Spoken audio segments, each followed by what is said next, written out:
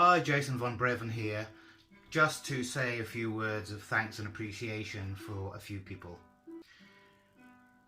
I work as a taxi driver in the town of Elgin in Scotland for a guy called Gary Stewart, and I'm grateful to him for the work. The Governor's Taxis, is a sound dude, very generous and kind person, and very friendly and very helpful, a very positive thinker. Okay, there's a first word of appreciation. Excellent person. I'd like to express my appreciation for a few customers and to say why as well. I was hoping this video would be a really pretty quick one, but as usual I'm probably going to go on rattling for ages, but hey, you know. There was a guy I picked up from Spiny area, near to the Spiny Dental area, up at the new houses. Can't remember the name of the street off the top of my head right this moment. It's my day off, and on my day off I tend to forget everything. Okay, and I took him to the far end of Elgin. Where was it? I took him Barden Place, was it? I can't remember.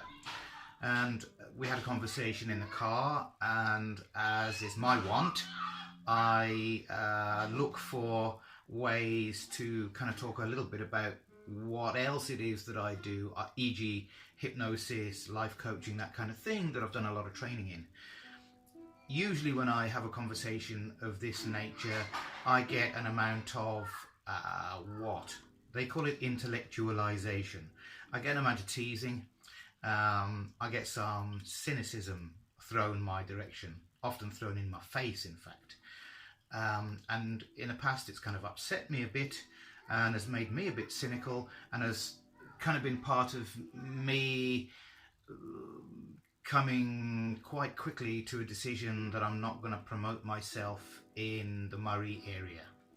I'm not going to make my life coaching, hypnotherapy skills available within Moray, and making a decision that I'd rather do it online. Anyway, part of this conversation was that he kind of fell about laughing to begin with, at the fact that you know, whenever he hears anybody mention hypnosis, he thinks about giving up smoking. You know, he thinks about the fact that hypnosis is used for smoking cessation particularly, and that most of the time it doesn't work, which is quite true.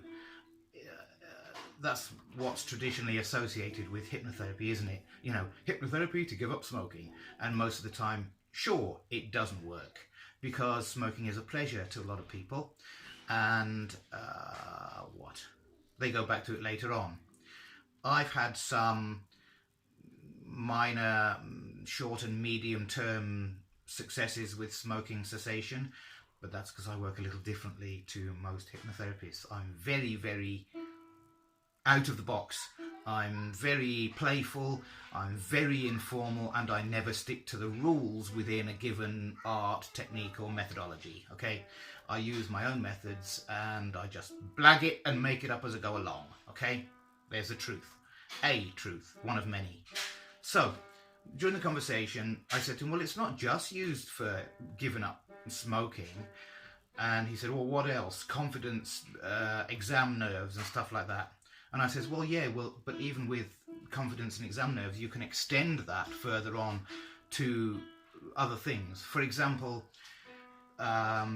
you look at these big highfalutin movie stars like Arnold Schwarzenegger, I don't know, Sylvester Stallone, etc. All the highfalutin movie stars that have hundreds of movies to their names, and a long list of other successful achievements they've had in their lives. Now, how many of these stars do you reckon are able to remember every one of their lines that they're meant to remember, and every one of the facial expressions, you know, Sean Connery with his one single raised eyebrow, etc., etc.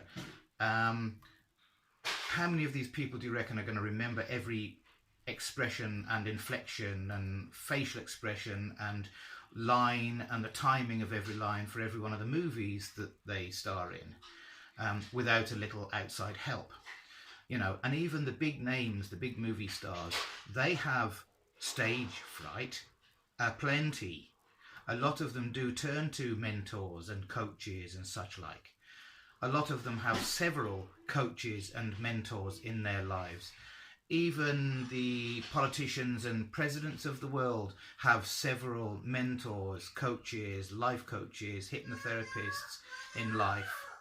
How many of these big movie stars do you reckon can remember everything they're supposed to remember? Their lines, the facial expressions they're supposed to wear, the way they're supposed to say those lines, the posture they're supposed to take, the movements they're supposed to make, etc., without some kind of outside help for all of the movies that they star in. And sure, you can do outtakes, sure you can, and you can make a whole career out of outtakes and all that kind of stuff. You can make a comedy out of outtakes, but there comes a point where the producers of the movies get a bit short-tempered with the big movie stars. Surely, yeah. Anyway, it takes some outside help sometimes to help actors to remember their lines and remember their expressions, okay? And this is where part of what life coaches and hypnotherapists and stuff like that actually do. One of my mentors, a man called Steve G. Jones, is an American guy. I've done a lot of his courses. And yes, they're absolutely amazing. There's another little touch of appreciation. They're amazing. His courses are amazing. I like the way he teaches. What do I like about the way he teaches? He's very dry. He's very dry and blunt and matter of fact. I like that about Steve G. Jones. He also tells it as it is. He tells the blunt truth. Anyway, back to the point. This dude, when I said this to him, he double took and kind of looked at me straight in the face and kind of said, "Blimey, I never realised." This fact about the likes of life coaching and hypnotherapy opens up a lot of stuff that the likes of hypnotherapy and life coaching can be used for. You know, it makes you think about the kind of things you can use hypnotherapy for. Okay, what do I want to say to that? I wouldn't say he was apologetic. That's not the point. I'm not looking for any kind of apology, from anybody. But it's nice when you have decent conversations. It's nice when a person like me, who's been a tad sensitive in the past to being knocked, has a decent conversation with somebody who it does dawn on the many uses for the things that I can offer, okay? Because it says something about a person's conversation with me, and it says something about the level of somebody's intelligence, and it says something about what people realise and what other people could realise, okay? And this way business can be spread. So I'd just like to say thanks to this guy. I never asked him his name. You know, I make a mistake sometimes of not asking people their names or not saying "Hoi," because one of the things he said to me was, if I'd have known you existed in Elgin, I'd have come to you before now, for instance, because I did a best man speech for my best mate fairly recently, and I was shitting it all the way through. I hadn't a clue how to go about it. I hope I did him justice. I think I did, but I was nervous beforehand, I was nervous during it, and I was nervous after. If I'd have known you'd have existed, I'd come to you well before now, I reckon. Thank you very much. I appreciate what you said there.